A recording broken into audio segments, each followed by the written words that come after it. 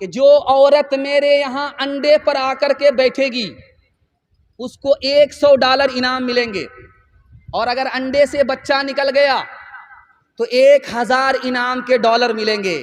امریکہ میں موری نام کا دکاندار ہے، اس نے ایڈ دیا کہ جو عورت میرے یہاں انڈے پر آ کر کے بیٹھے گی اس کو $100 انعام ملیں گے، اور اگر انڈے سے بچہ نکل گیا تو 1000 انعام کے ڈالر ملیں گے۔ عورتوں کا حال، عورتوں کا کباڑہ دیکھیے کس طرح کیا جا رہا ہے۔ مفتی تقی عثمانی دامت برکاتہم نے کہا پہلے عورت کو کھلونا بنایا، اس کے بعد عورت کو مشین کا پرزا بنایا، اس کے بعد عورتوں کے حسن کو بازار میں بیچا۔ جب یہ ہر جگہ بکتی چلی گئی، برباد ہوتی چلی گئی، اب اس کو مرغی کے برابر انڈا سیبنے کے لیے بٹھا دیا۔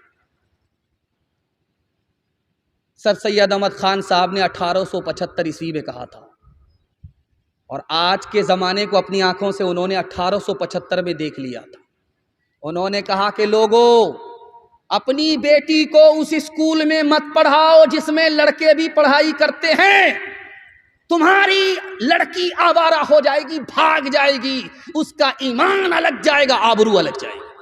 آج امارت شریعہ کہہ رہی ہے 3 لاکھ کی تعداد میں مسلمان عورت لڑکے کو ہی لے کر کے بھاگ گئی، غیر کے ساتھ فرار ہو گئی، آبرو الگ گئی، ایمان الگ گیا۔ جیسے میں خطاب کر رہا ہوں آپ کے سامنے، حضرت تھانوی خطاب کر رہے تھے، ایک نوجوان کھڑا ہوا، سب پر خطاب کیجئے، پردہ کے اوپر مت بولیے گا۔ جو مقرر پردہ کے اوپر بولتا ہم کو غصہ بہت آتا۔ آپ لوگ پردہ کرتے رہتے، کون سے قرآن میں پردہ ہے، کون سی حدیث میں پردہ ہے؟ حضرت نے خاموشی اختیار فرما کر کے کہا کہ بیٹا یہ بتاؤ، 10 کا نوٹ جو اوپر کی جیب میں رکھتے ہو، 200 کا نوٹ بیچ کی جیب میں رکھتے ہو، یہ 2000 کا نوٹ انڈر ویئر کی جیب میں جو رکھتے ہو، یہ کون سی حدیث میں ہے، کون سے قرآن میں؟ نوٹ کی حفاظت کرتے ہو، عورت کی حفاظت نہیں کرتے۔ یاد رکھو، نوٹ جائے گی واپس آئے گی، عورت کی آبرو جائے گی کبھی واپس نہیں آئے گی۔ ایک آدمی اپنی بیوی سے کہتا ہے کہ جب گھر سے نکلنا دوپٹے کے ساتھ مت نکلنا، برقعے کے ساتھ مت نکلنا، مجھے برقع پسند نہیں ہے، دوپٹہ پسند نہیں۔ اب اس کی عورت برقعے کے بغیر جا رہی ہے، دوپٹے کے برابر نکل رہی ہے، 1 مہینہ ہوا، 2 مہینہ ہوا، کسی سے ناجائز تعلق ہو گیا، فرار ہو گئی، بھاگ گئی۔ اب وہ سر پکڑ کر کے پولیس اسٹیشن میں رو رہا ہے، رپورٹ لکھا رہا ہے۔ اکبر الہ آبادی نے کہا کیا رپورٹ لکھا رہا تھا؟ آپ اس فریاد کو سنیں گے تو خون کے آنسو روئیں گے۔ وہ کیا لکھا رہا تھا؟ میرا تو یہ بھی گیا، میری تو وہ بھی گئی، میرا تو یہ بھی گیا، میری تو وہ بھی گئی۔ ہاتھ اٹھا کر کے میں آپ سے وعدہ کرتا ہوں، آپ اپنی عورت کو پردے کے ساتھ لے کر کے جائیے، لے کر کے آئیے۔ حکومت نہ صحیح لیکن عورت ہمارے ہاتھ میں رہے گی۔ اگر آپ نے اکیلا چھوڑ دیا، حکومت تو گئی اور عورت بھی ہاتھ سے چلی جائے گی۔ ہاتھ اٹھا کر کے وعدہ کیجئے، عورت کو اکیلا نہیں چھوڑیں گے۔ بالکل صحیح جا رہا، ہاتھ اٹھائیے انشاءاللہ۔ بہن سے زیادہ سالی پر مہربان ہوں گے، ہاتھ اٹھائیے انشاءاللہ۔ جسم پر لباس کی کمی عجیب لگتی ہے، مجھے امیر باپ کی بیٹی غریب لگتی ہے، جس سے آنچل بھی نہیں سر کا سنبھالا جاتا، اس سے کیا خاک تیرے گھر کی حفاظت ہوگی۔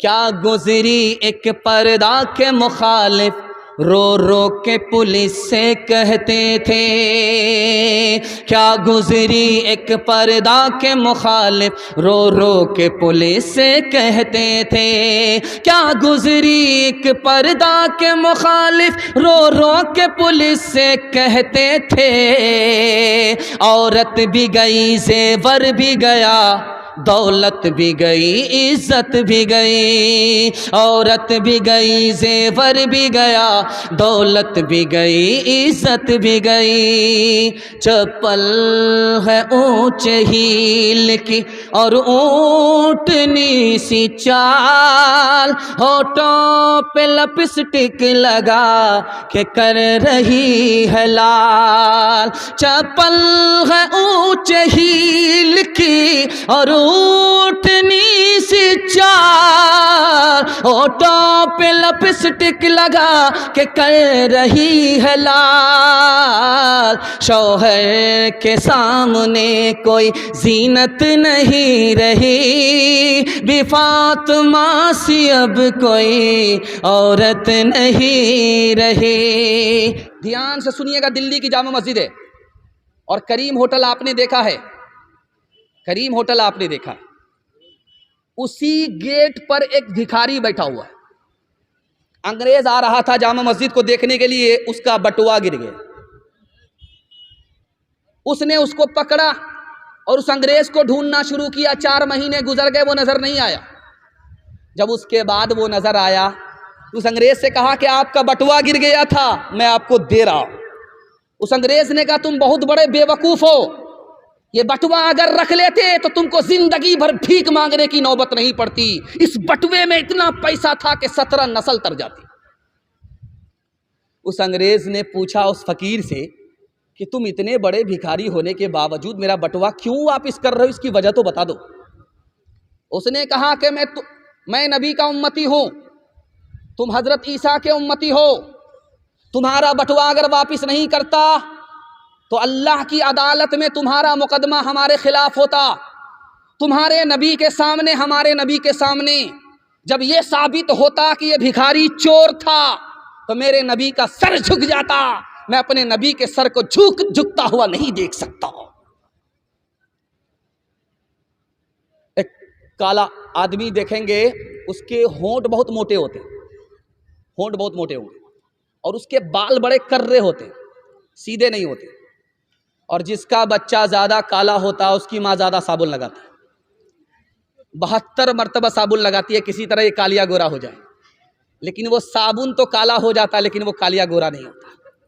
لیکن قربان جائیے اس ماں کے اوپر، وہ اس کالے کو بھی چاند سے بڑھ کر کے سمجھتی۔ کالے صحابی تھے، آئینہ لے کر کے، کنگھی لے کر کے بال کو سیدھا کرنے لگے کہ نبی کا جو سر تھا بیچ میں مانگ تھی، دائیں طرف کا بال دائیں طرف، بائیں طرف کے بال بائیں طرف، بیچ میں مانگ نکالتے تھے۔ انہوں نے کتاب میں پڑھا تھا، سنا تھا، اور اب انہوں نے سوچا، نبی کے سر کو دیکھا تھا، انہوں نے سوچا کہ ہم بیچ میں مانگ نکالتے ہیں، اب پسینہ چھوٹ گیا، بال کر رہے تھے، سیدھے نہیں ہوئے، مانگ نہیں نکلی۔ بیوی نے کہا کہ کون سے کام میں پڑے ہو، تمہارے بال کر رہے ہیں، مانگ کبھی نہیں نکلے گی۔ غصہ آیا، لوہے کی سلاخ چولہے میں ڈالا، جب وہ سرخ ہو گئی ٹوپی ہٹا کر کے سر پر رکھ لیا، لے اب کیسے مانگ نہیں نکلتی۔ بال بھی جل گئے، کھال بھی جل گئی، زخم لگ گیا۔ بیوی نے کہا یہ کون سا کام دوسرا کر دیا، زخم لگا دیا۔ اس عاشق رسول کا جواب سنیے، اللہ ایسا عشق رسول سے ہم سب کو عطا فرمائے۔ اس عاشق نے کہا کہ جب تک زخم ہے تب تک غم ہے، خوشی اس بات کی ہے کہ آج کے بعد میرا سر نبی کے سر سے مل گیا۔ آپ کو چیلنج کرتا ہوں میں، اپنے بہار پھلڈوبی سے آپ چلیے پنجاب تک، کسی بھی پنجابی کو آپ ایسا نہیں دیکھیں گے کہ داڑھی نہ ہو، پگڑی نہ ہو۔ دکھائیے آپ، داڑھی رکھے گا ضرور، پگڑی رکھے گا ضرور۔ کیوں؟ سب کچھ چھوڑ دے گا لیکن دین دھرم کو نہیں چھوڑے گا۔ اور سردار کی تعداد ہم سے کم ہے لیکن سردار کو عزت ملی ہے، ہم ذلیل ہو رہے ہیں۔ کیوں؟ ہم نے نبی کے دین کو لات سے مارا، اللہ نے ہمیں ذلیل و خوار کر دیا۔ انہوں نے دین دھرم کو دانت سے پکڑا، اللہ نے عزت کی چوٹی پر پہنچا دیا۔ ایک خوبصورت بات یاد رکھیے، ہمیشہ زندگی بھر یہ آپ کو کام آئے۔ ہمارا مردہ جب قبر میں دفن ہوتا ہے تو کیسے دفن ہوتا ہے؟ ہم اس کو چت نہیں لٹاتے، کروٹ لٹاتے، ادھر کی جو پیٹھ ہے اس کو دیوار سے سٹا دیتے۔ اگر آپ نے چت لٹایا گناہ ہوگا، جن لوگوں نے لٹایا ان کو زیادہ گناہ ہوگا۔ مردے کو قبر میں کس طرح لٹانا ہے؟ चित नहीं लेटाना है बल्कि करवट लिटाना है और पीछे की जो पीठ है उसको दीवार से सटा देना। ऐसा क्यों करते हैं? ताकि चेहरा किबले की तरफ हो जाए, मुकम्मल चेहरा किबले की तरफ हो जाए, इसलिए ऐसा करते हैं। एक कफन चोर पकड़ा गया, उससे इब्ने रजब हम्बली ने पूछा, बेटे ये बताओ, मैं तुमको पुलिस के हवाले नहीं करूंगा, लेकिन एक राज बताओ, जब तुम कब्र खोदते थे, कफन को खींचते थे, तो मुर्दे का चेहरा किधर होता था? किबले की तरफ होता था कि नहीं? तो उसने कहा, मैं कसम खा करके कहता हूं, 100 में सिर्फ 80 मुर्दा, 100 में सिर्फ 10 मुर्दे का चेहरा किबले की तरफ होता था, 100 में सिर्फ 20 मुर्दे का चेहरा किबले की तरफ होता था, 80 मुर्दे का चेहरा किबले की तरफ नहीं होता था। वो आए कि तो गजब हो गया। हर मुसलमान अपने मुर्दे को किबले की तरफ लेटाता है, उसका चेहरा किबले की तरफ कर देता है। बात क्या हुई कि मुर्दा अंदर गया, उसका चेहरा किबले की तरफ नहीं। इमाम औज़ाई रहमतुल्लाह अलैह से पूछा, हुजूर राज क्या है? तो जवाब दिया कि उन लोगों का चेहरा किबले की तरफ नहीं था जो जिंदगी भर नबी की सुन्नत से मुंह मोड़ते थे, अल्लाह ने मरने के बाद किबले से मुंह मोड़ते। हाथ उठा करके वादा कीजिए, बुढ़ापे में दाढ़ी रखेंगे, हाथ उठाइए इंशाअल्लाह, बिल्कुल सही जा रहा। शादी के बाद दाढ़ी रखेंगे, हाथ उठाइए इंशाअल्लाह। ये देखिए, ये वो लोग हाथ उठा रहे हैं जिनको दाढ़ी है, तो वो कौन सी दाढ़ी रखेंगे? और वो लोग हाथ नहीं उठा रहे हैं जिनको दाढ़ी है। मैं हाथ जोड़ करके आपसे कहता हूं, दाढ़ी नहीं रखते हैं इसको गुनाह समझते रहिए, आपका ईमान सलामत रहेगा। लेकिन अगर दाढ़ी नहीं रखते हैं, दाढ़ी का मजाक उड़ाते हैं, आपका ईमान चला जाएगा। हाथ उठा करके मुझको वादा दीजिए कि दाढ़ी की तौहीन नहीं करेंगे, इसको गुनाह समझेंगे। हाथ उठाइए इंशाअल्लाह।